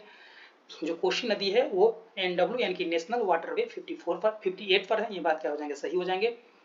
सोन नदी किस पर है, सेम सोन नदी हो जाएगा 94 पर है, ये हो जाएंगे 94 नंबर। NW जो 94 है उस पर सोन नदी है। पुनपुन किस पर है, तो पुनपुन है भाई 81 पर है। पुनपुन किस पर हो जाएगा, तो 81 है, 81 पर हो जाएगा पुनपुन। कर्मनासा किस पर है, 54 पर कर्मनासा है। इस प्रकार से जो बिहार की नदी है उस पर NW किन किन क्रम में है वो दिन बताइए। इसमें कौन सा सही हो जाएगा, केवल एक इसमें सही था। 93 नंबर, बुद्ध सम्यक दर्शन संग्रहालय के संबंध में निम्नलिखित कथन पर विचार करना है। यह वैशाली में स्थित है, ये बात क्या हो जाएंगे, सही हो जाएंगे। बुद्ध सम्यक दर्शन कहाँ पर है, ये वैशाली में स्थापित किया गया है। इसे भारत के सबसे ऊंचे पत्थर के स्तूप के रूप में मान्यता प्राप्त है, ये भी बात क्या है, सही है। यह संग्रहालय लाल बलुआ पत्थर का उपयोग करके बनाया गया है, नहीं भैया गुलाबी पत्थर का प्रयोग किया गया, लाल बलुआ नहीं है, गुलाबी है। ये क्या हो जाएगा, स्टेटमेंट हो जाएंगे, ये गलत हो जाएंगे। कौन सा सही है, केवल एक और दो क्या है, सही है। आइए 94 नंबर, मगध के उत्कर्ष में निम्न में कौन सा कारक उपयुक्त थे। मगध मतलब उत्कर्ष हुआ, इसका क्या कारण था, इसमें कारण था कि मगध की प्रारंभिक राजधानी राजगिरी 5 पहाड़ी से घिरा हुआ सुरक्षित था, बिल्कुल सही है, यानी कि इस पर आक्रमण नहीं किया जा सकता था, ठीक है। गंगा के मैदान की उपजाऊ भूमि, ये भी बात क्या हो जाएंगे, सही हो जाएंगे। गंगा के मैदान की जो उपजाऊ भूमि थी वो भी बात क्या हो जाएंगे, सही हो जाएंगे। मगध के आंतरिक छोटा नागपुर क्षेत्र खनिज संसाधन, वनों की लकड़ी एवं ताकतवर हाथियों की परिपूर्ण था, ये भी बात क्या हो जाएंगे, सही था। इस सभी की वजह से मगध है जो उतना ताकतवर बन पाया था, ये बात क्या हो जाएंगे, सही, डी ऑप्शन हो जाएगा। अभिधम पिटक में किसका संकलन किया गया है, अभिधम पिटक में किसका संकलन किया गया है, बुद्ध के दर्शन के विचारों का संकलन है, अभिधम पिटक में किया गया है। बुद्ध के उपदेश कहाँ देखने को मिलेगा, सूत पिटक में हमें बुद्ध के उपदेश देखने को मिलेगा। संघ के नियम कहाँ देखने को मिलेगा, तो ये हो जाएगा विनय पिटक में हो जाएगा। और अभिधम पिटक में है जो बुद्ध के दर्शन के विचारों का संकलन किया गया है। आई 96 नंबर, रत्न रंजक रत्नोधत्ती एवं रत्न सागर पुस्तकालय किस विद्यालय का था, ये किसका था, ये नालंदा विश्वविद्यालय का था। रत्नरोधक रत्न धदी और रत्न सागर ये क्या है, लाइब्रेरी था, नालंदा विश्वविद्यालय का है। 97 नंबर क्वेश्चन है, आर्थिक सर्वेक्षण 25-26 के अनुसार वर्ष 2024-25 में बिहार में कौन सी दूसरी सर्वाधिक उपजाई जाने वाली फसल है। दूसरी सबसे ज्यादा उपजाई जाने वाली फसल कौन सी है, ये हो जाएगा गेहूं। पहला कौन सा हो जाएगा, पहला हो जाएगा चावल हो जाएगा। आइए नेक्स्ट क्वेश्चन देखिए 98 नंबर, बिहार में चलने वाली पटना पूर्णिया एक्सप्रेसवे कितने जिले से होकर गुजर रही है। जो पटना पूर्णिया एक्सप्रेसवे है वो कितना जिला से होकर गुजरेगी, तो 7 जिला से होकर के पटना पूर्णिया एक्सप्रेसवे है जो गुजरेगी। निम्नलिखित में से एक विकल्प का चयन करें जो 7 निश्चय 3 का भाग है। 7 निश्चय 3 का भाग कौन सा है उसके बारे में आपसे पूछा जा रहा है। देखिए जल हर घर नल जल, ये पहला में था, ये क्या था, ये पहला 7 निश्चय 1 का था। हर घर खेत पानी सिंचाई, ये भी पहला जो 7 निश्चय था उसका था। हर घर बिजली लगातार, ये भी पहला का था। सुलभ स्वास्थ्य सुरक्षित जीवन, सुलभ स्वास्थ्य सुरक्षित जीवन, ये 7 निश्चय 3 का पार्ट है। बंगाल में बिहार को अलग राज्य के रूप में गठित करने का श्रेय किसे जाता है, ये जाता है किसे, सच्चिदानंद सिन्हा के बारे में ऐसा कहा जाता है कि ये आधुनिक बिहार के निर्माता है सच्चिदानंद सिन्हा। इन्हीं के प्रयास से है जो बंगाल से बिहार को अलग किया गया था। 101 नंबर क्वेश्चन, मौर्य काल में बिहार के आजीवक संप्रदाय के अनुयायियों के लिए अशोक एवं उनके पौत्र दशरथ द्वारा बनाए गए गुफाओं का मुख्य आकर्षण क्या था। मुख्य आकर्षण क्या था कि वो चमकीले पॉलिश का उपयोग किया गया था, चमकीले पॉलिश का उपयोग किया जाता था। आजीवक संप्रदाय के लिए है जो अशोक के पौत्र दशरथ के द्वारा ये बनवाया गया था। चलिए नेक्स्ट देखिए 102 नंबर, पाल कला में गया से प्राप्त मूर्ति के संबंध में सही कथन कौन सा है। ये काले बैसाल्ट पत्थर से बनी थी और इन्हें हिंदू बौद्ध दोनों धर्म का प्रभाव देखा जाता है, यही बात क्या हो जाएंगे, सही हो जाएंगे। ये मूर्तियां केवल कांस्य की थी, नहीं भाई काले बैसाल्ट पत्थर के बनाए जाते थे। ये ईंट से निर्मित थी, नहीं भैया ईंट से नहीं निर्मित थी। हाँ 103 नंबर, यूरोपियन स्थापत्य के अंतर्गत पटना में निम्नलिखित में किस इमारत का निर्माण हुआ है। यूरोपियन कला में जो पटना समरणालय है पुराना वाला वो भी इसी कला में है। पटना कॉलेज भवन है ये भी उसी में है। बांकीपुर चर्च है ये भी हो जाएंगे। इसका मतलब सभी के सभी है जो इसमें ऑप्शन है सभी के सभी कौन सा हो जाएगा, यूरोपीय स्थापत्य कला का उदाहरण है। 104 नंबर है, निम्नलिखित में कौन बिहार का प्रथम हिंदी समाचार पत्र था। कौन सा था, तो बिहार बंधु है, ये बिहार का पहला हिंदी समाचार पत्र था। इसकी प्रकाशन 1874 में कामेश्वर भट्ट और बालराम भट्ट के द्वारा इसका प्रकाशन किया गया था। आइए 105 नंबर क्वेश्चन, युवक नामक सामाजिक पत्र का संपादन किसके द्वारा किया जा रहा था। युवक जो नामक सामाजिक समाचार पत्र था ये राम वृक्ष बेनपीड़ू के द्वारा किया जा रहा था, ये मुजफ्फरपुर के रहने वाले थे। आइए सूची 1 और सूची 2 को मिलाना है। सूची वन में क्या है, नाम है नहीं, इसमें चित्रकला है और उसका संबंध किससे उसके बारे में पूछा जा रहा है। जादो पाटिया चित्रकला, जादो पाटिया चित्रकला का संबंध किससे है? ये संथाल जनजाति से संबंधित है, इन्हीं के द्वारा यह चित्र बनाया जाता है। थेक्का चित्रकला, थेक्का चित्रकला का संबंध किससे? गौतम बुद्ध के जीवन, उनके शिक्षाओं से संबंधित जो चित्र बनाया जाता है उसे कौन सा कला कहते हैं? उसे कहते हैं थेक्का चित्रकला। थेक्का चित्रकला हो जाएगा गौतम बुद्ध। मंजूषा चित्रकला है जो अंग प्रदेश में बनाया जाता था, जो वर्तमान भागलपुर वाला क्षेत्र है, उसमें मंजूषा चित्रकला बनाया जाता है। मधुबनी चित्रकला का संबंध किससे है? ये मिथिला क्षेत्र से हो जाएगा। इसका आंसर कौन सा हो जाएगा? इसका आंसर हो जाएगा ए नंबर। चलिए 107 नंबर क्वेश्चन देखिए, निम्नलिखित कथन पर विचार करना है, कर लीजिए। 12 दिसंबर 1911 को दिल्ली दरबार में बिहार के एक अलग राज्य गठन करने की घोषणा की गई थी। ये बात क्या हो जाएंगे? सही हो जाएंगे। घोषणा कब की गई थी? 1911 में किया गया था। बनाया गया था कब? 1912 में। 22 मार्च 1912 को बिहार, झारखंड एवं उड़ीसा सहित राज्य गठन अनुसूची जारी कर दी गई थी। ये बात क्या हो जाएंगे? सही हो जाएंगे। 1 अप्रैल 1936 को बिहार का अंतिम विभाजन किया गया था। नहीं भैया, 1 अप्रैल 1936 को बिहार से उड़ीसा को अलग किया गया था, लेकिन अंतिम विभाजन कब हुआ था? 15 नवंबर 2000 को, जब झारखंड बिहार से अलग हुआ था। इसलिए कौन सा सही हो जाएगा? केवल 1, 2 सही हो जाएंगे। आइए 100 कितना नंबर क्वेश्चन? 107 नंबर। नालंदा उस युग का एक ऐसा महाविद्यालय था जहां प्रवेश उतना ही कठिन था जितना किसी राजकीय पद को पाना। यह कथन किस विदेशी यात्रा के विवरण को, भावना को सर्वाधिक व्यक्त करता है? ये स्टेटमेंट है किसके द्वारा कहा गया था? ये किसके द्वारा कहा गया था? तो हेनसांग के द्वारा कहा गया था कि नालंदा विश्वविद्यालय में प्रवेश पाना उतना ही कठिन है जितना राजकीय पद को पाना। किसके बारे में कहा गया था? हेनसांग कहा था। हेनसांग कहाँ का यात्री था? ये चीनी के यात्री था, और ये हर्षवर्धन के समय भारत की यात्रा किया था। आइए 109 नंबर क्वेश्चन। शेरशाह सूरी का प्रशासनिक मॉडल बिहार इतिहास में एक अस्थायी विरासत माना जाता है। ये बात क्या हो जाएंगे? सही हो जाएंगे। रोहतास में भूमि मापन, सड़क निर्माण, सराय व्यवस्था और डाक प्रणाली को व्यवस्थित किया, जिसे बाद में मुगल ने भी अपनाया था। ये क्या व्यवस्था अच्छी थी, इसीलिए मुगलों ने भी अपनाया था। 1, 2 सही है और इसकी व्याख्या भी करता है। आंसर हो जाएगा डी नंबर। चलिए नेक्स्ट क्वेश्चन 10 नंबर क्या कह रहा है? 10 नंबर आइए। 10 नंबर कह रहा है स्थान और संबंध। सासाराम, सासाराम का संबंध किससे है? सासाराम से हो जाएंगे शेर सूरी का मकबरा। कहाँ हो जाएगा? सासाराम में हो जाएगा। बिहार शरीफ, बिहार शरीफ में क्या था? ये बिहार शरीफ में सूफी परंपरा का केंद्र है, जो बिहार शरीफ था। चंपारण में क्या है? गांधी जी का पहला सत्याग्रह हो जाएगा। अंतिचक, अंतिचक क्या है? विक्रमशिला विश्वविद्यालय। अंतिचक, विक्रमशिला विश्वविद्यालय कहाँ हो जाएंगे? अंतिचक हो जाएगा। विक्रमशिला विश्वविद्यालय वर्तमान में कहाँ पड़ता है? ये भागलपुर में पड़ता है। इस प्रकार से इसका आंसर कौन सा हो जाएगा? ए के 2, बी के 1, सी के 3, डी के 4। Answer C number. 111 नंबर। अंतर्राष्ट्रीय कूटनीति के क्षेत्र में भारत को मिली एक और बड़ी जीत के तहत भारतीय राजनयिक प्रीति सरन को संयुक्त राष्ट्र यूनाइटेड नेशन के किस महत्वपूर्ण अंग या समिति के लिए पुनः निवर्तमान किया गया है? निर्वाचित किया गया है, पुनः निर्वाचित किया गया है। ये किसके लिए हो जाएगा? ये थे किसके लिए? राष्ट्रीय सुरक्षा परिषद, नहीं भाई, आर्थिक सामाजिक और सांस्कृतिक अधिकारों पर जो संयुक्त राष्ट्र समिति है, इसमें पुनः निर्वाचन है जो प्रीति सरन का किया गया। आर्थिक सामाजिक और सांस्कृतिक अधिकारों पर संयुक्त राष्ट्र समिति। आइए नेक्स्ट हो जाएगा 112 नंबर। खेल और सामाजिक समावेश को बढ़ावा देने के उद्देश्य से आयोजित खेलो इंडिया ट्राइबल गेम्स 2026 के संबंध में निम्नलिखित कथन पर विचार कीजिए। इसे जनजातीय कार्य मंत्रालय द्वारा आयोजित किया गया। नहीं भैया, खेल मंत्रालय के द्वारा इसे आयोजन किया गया है। जो इसका आधिकारिक मॉस्केट कहाँ था? ये आधिकारिक मॉस्केट क्या है? तो मोरबी है इसका आधिकारिक मॉस्केट है। कौन सही हो जाएगा? तो केवल इसमें 2 सही है। 113 नंबर। हाल ही में किस भारतीय महिला ग्रैंड मास्टर ने फिडे महिला कैंडिडेट्स टूर्नामेंट 2026 का खिताब जीत करके विश्व चैंपियन के लिए क्वालिफाई कर ली है? ये कौन हो जाएगा? ये आर वैशाली है। आर वैशाली है जो क्वालिफाई कर ली है। 114 नंबर। बच्चों के अधिकारों के संरक्षण और बाल श्रम के खिलाफ वैश्विक आंदोलन चलाने वाले नोबेल शांति पुरस्कार विजेता कैलाश सत्यार्थी को अप्रैल 2026 में किन प्रतिष्ठित राष्ट्रीय पुरस्कार से सम्मानित किया गया है? इन्हें सम्मानित किया गया है लता दीनानाथ मंगेशकर पुरस्कार 2026 से सम्मानित किया गया है। 115 नंबर।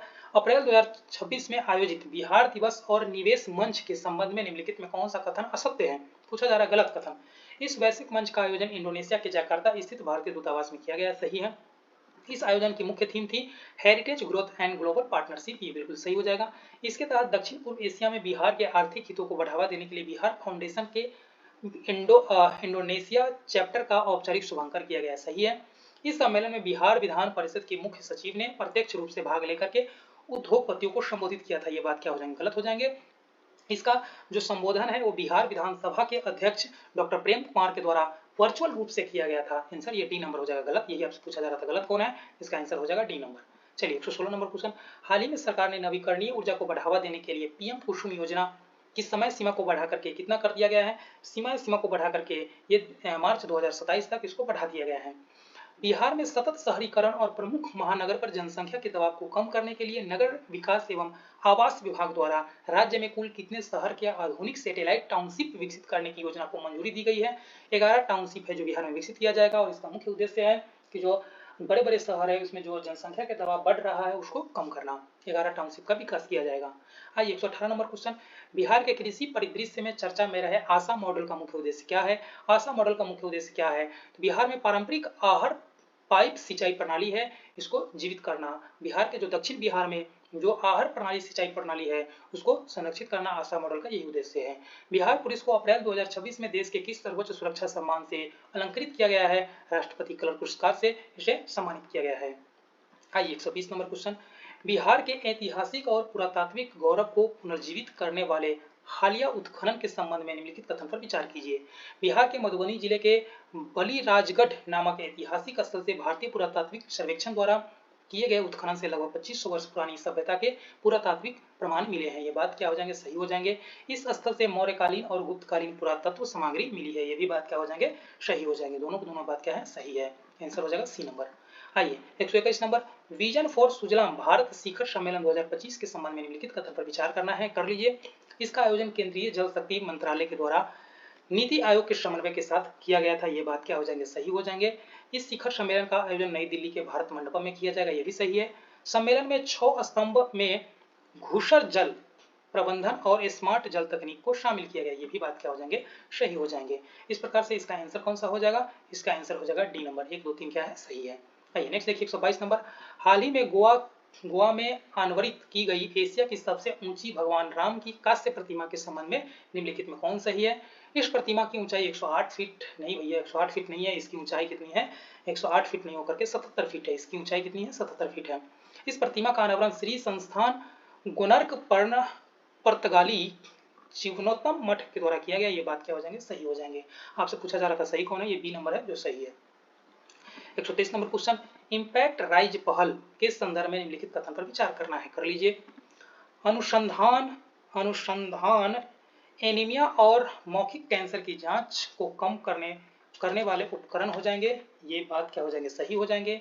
उद्यमिता सामाजिक स्टार्टअप को बढ़ावा देना। ये बात क्या हो जाएंगे? सही है। कौशल स्थानीय समुदाय को तकनीक के रूप में प्रशिक्षित करना। ये बात क्या हो जाएंगे? सही हो जाएंगे। इस प्रकार से इसका तीनों के तीनों स्टेटमेंट है वो क्या है? सही है। आइए 124 नंबर क्वेश्चन है कि आंध्र प्रदेश सरकार द्वारा शुरू की गई कौन सा योजना है? रायथन्ना मिकुशम पहल के तहत किसानों को अन्नदाता सुखीभव योजना के माध्यम से प्रति वर्ष कितना रुपया दिया जाएगा? ये दिया जाएगा 20,000 रुपया दिया जाएगा। ये कौन सा सरकार शुरू की है? ये आंध्र प्रदेश सरकार के द्वारा शुरू की गई है। 125 नंबर, हाल ही में नवंबर 2025 में प्रशासनिक कार्यक्षमता बढ़ाने के लिए किस राज्य के 3 नए जिले पोलावरम, मार्कपुरम, मदनपल्ले के गठन को मंजूरी दी है, जिससे वहां कुल जिले की संख्या 29 हो गई है। ये जिला कहाँ बढ़ा है? आंध्र प्रदेश में ये जिला बढ़ाया गया है। केंद्रीय माध्यमिक शिक्षा बोर्ड द्वारा शैक्षणिक सत्र 2025-26 में कक्षा 6 से 8 के लिए अनिवार्य की गई कौशल शिक्षा के संदर्भ में निम्नलिखित में कौन सा कथन सही नहीं है? पूछा रहा कौन सा सही नहीं है। इसके लिए एनसीईआरटी द्वारा तैयार किया गया कौशल बोध नामक पुस्तक का उपयोग किया जाएगा। ये बात क्या हो जाएंगे? सही हो जाएंगे। इसके तहत प्रति वर्ष कुल 110 घंटे हर सप्ताह लगातार 2 घंटे पीरियड निर्धारित किया गया। ये भी बात क्या है? सही है। इसमें कंप्यूटर कोडिंग और एआई मॉड्यूल शामिल किया गया है। शारीरिक श्रम स्थान पर मानसिक विकास पर जोर दिया गया है। भैया कुछ हद तक शारीरिक काम को भी इसमें जोड़ा गया है। क्या हो जाएगा? बात गलत हो जाएंगे। यही आपका आंसर हो जाएगा सी नंबर। इसका मुख्य उद्देश्य है रटने की पद्धति को कम करना और व्यवहारिक जीवन को जोड़ना। बात सही है।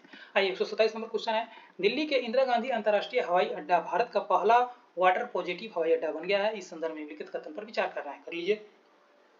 यह उपलब्धि केवल सालाना 40 मिलियन से अधिक यात्रियों का संचालन करने वाले हवाई अड्डों की श्रेणी में दी गई है। ये बात क्या है? सही है। IGIA एशिया पैसिफिक का पहला लेवल 5 कार्बन मान्यता प्राप्त एयरपोर्ट भी बन गया है। ये भी बात सही है। आंसर दोनों के दोनों सही हो जाएंगे। 128 नंबर क्वेश्चन 128 नंबर क्वेश्चन है, राष्ट्रीय परमाणु ऊर्जा के लक्ष्यों के संबंध में निरसन और संशोधन विधेयक 2025 के संबंध में निम्नलिखित कथन पर विचार करना है। कर लीजिए। भारत ने वर्ष 2047 तक अपनी परमाणु ऊर्जा क्षमता को बढ़ा करके 100 गीगावाट करने का लक्ष्य रखा गया है। ये बात क्या है? सही है। एक नीतिगत बदलाव के तहत परमाणु क्षति के लिए सप्लायर लायबिलिटी आपूर्ति की जिम्मेदारी को हटा करके प्राथमिक जिम्मेदारी संयंत्र संचालन पर डाली गई है। ये बात क्या हो जाएंगे, दोनों को दोनों स्टेटमेंट है जो सही है, जो संशोधन 2025 में किया गया है, दोनों को दोनों क्या है, सही है। 129 नंबर, हाल ही में हैवी गुब्बी चर्चा में रहा है। हैवी गुब्बी क्या है, एक ज्वालामुखी है। ये कहाँ की है, ये इथोपिया की एक नहीं, ये लाइबेरिया आया एक विनाशकारी उष्णकटिबंधीय, गलत बात है ये। इथोपिया के आकार रिफ्ट की स्थित एक सील्ड ज्वालामुखी है। क्या है, ज्वालामुखी है, इथोपिया की एक ज्वालामुखी है Hayli Gubbi. 130 number, tech city index 2025 के संदर्भ में निम्नलिखित कथन पर विचार करना है, कर लीजिए। इस सूचकांक में भारत के बेंगलुरु शहर को वैश्विक स्तर पर 16वां स्थान दिया है, बिल्कुल सही है। इस सूची को तैयार करने के लिए शहर के व्यावसायिक माहौलों, कुशल कार्यबल, तकनीक, शक्ति, जीवन की गुणवत्ता कार्य को परखा जाता है। ये बात क्या हो जाएंगे, सही हो जाएंगे। आंसर हो जाएगा सी नंबर। 131 नंबर, पारंपरिक चिकित्सा पर WHO के दूसरे वैश्विक पारंपरिक चिकित्सा शिखर सम्मेलन के संदर्भ में निम्नलिखित कथन पर विचार करना है, करिए। इसका आयोजन दिसंबर 2025 में नई दिल्ली में किया गया था। ये बात क्या हो जाएंगे, सही हो जाएंगे। इस दौरान पारंपरिक चिकित्सा के लिए दुनिया के सबसे बड़े ग्लोबल डिजिटल लाइब्रेरी का शुभारंभ किया गया है। ये भी बात सही हो जाएंगे। सम्मेलन में आयुष उत्पादन के लिए वैश्विक गुणवत्ता मानक तय करने पर भी सहमति जताई गई है। इस प्रकार से इसका आंसर सभी के सभी क्या हो जाएंगे, सही हो जाएंगे। आइए 132 नंबर, हाल ही में रामसर स्थल के रूप में घोषित किए गए क्षेत्र के संदर्भ में निम्नलिखित युग्म पर विचार कीजिए, कर लीजिए। सिलीसेड झील, सिलीसेड झील कहाँ है, राजस्थान में है। ये बात क्या हो जाएंगे, सही हो जाएंगे। कोपरा जलाशय ये कहाँ है, छत्तीसगढ़ में है। गोकुल जलाशय बिहार के, ये बक्सर में है। ये तीनों के तीनों क्या हो जाएंगे, सही है। आइए 133 नंबर, भारत के नए मुख्य सूचना आयुक्त के रूप में दिसंबर 2025 में किसे चुना गया है, तो जो मुख्य सूचना आयुक्त है राजकुमार गोयल है। हाल ही में सुर्खियों में रही संगीता बरुआ पिसारोटी का संबंध किनसे है। संगीता बरुआ पिसारोटी है, इनको प्रेस क्लब ऑफ इंडिया की पहली महिला अध्यक्ष के रूप में चुना गया है। प्रेस क्लब ऑफ इंडिया की पहली महिला अध्यक्ष निर्वाचित हुई है संगीता बरुआ पिसारोटी।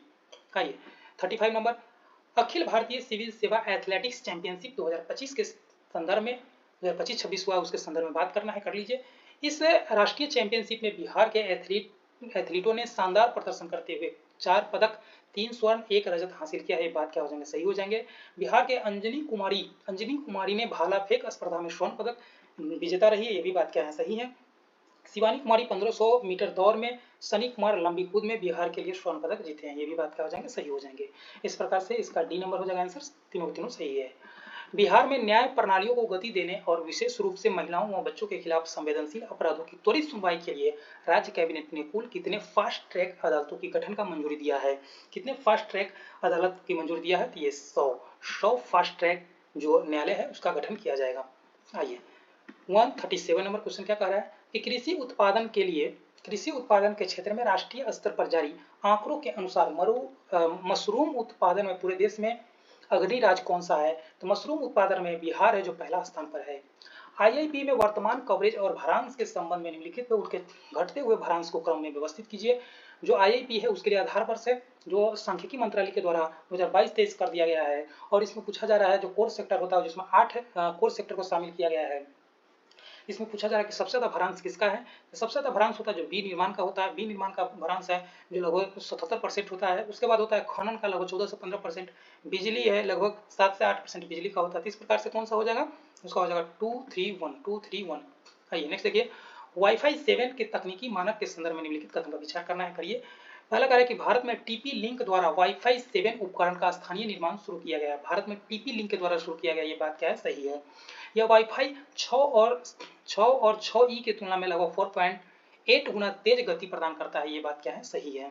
वह की वाईफाई 6 से लेकर 6E की तुलना में 4 गुना अधिक लेटेंसी क्या होगा, कम भैया। जितना लेटेंसी कम होगा उतना क्या होगा, लेटेंसी जितना कम होगा उतना इंटरनेट बढ़िया चलेगा। ये बात हो जाएगी गलत। आंसर कौन सा है, केवल 1 और 2 सही है। 140 नंबर क्वेश्चन है, पैमाना पोर्टल निम्न में किसके द्वारा शुरू किया गया है। पैमाना पोर्टल किसके द्वारा शुरू किया गया है, केंद्रीय सांख्यिकी और कार्यक्रम क्रियान्वयन मंत्रालय के द्वारा पैमाना पोर्टल है जो शुरू किया गया है। तो जो हमारा जो आज का लास्ट जो क्या बोलते हैं इसका सेट था 10 नंबर एरोटेरिया का, वो समाप्त हुआ। इसमें 140 क्वेश्चन है जो जीएस का था, उसको हम कंप्लीट कर दिए हैं। ये 10 के 10 सेट है जो कंप्लीट हो गया है। तो आप इसको देखिए और बढ़िया से ध्यान दीजिए, आप एग्जाम नजदीक आ गया है। तो आज के लिए फिलहाल इतना ही। जय हिंद, जय भारत। अगर आपको वीडियो अच्छा लग रहा है तो इसको लाइक कर दीजिए, चैनल को सब्सक्राइब कर लीजिए, वीडियो को शेयर कीजिए और कमेंट कीजिए। धन्यवाद।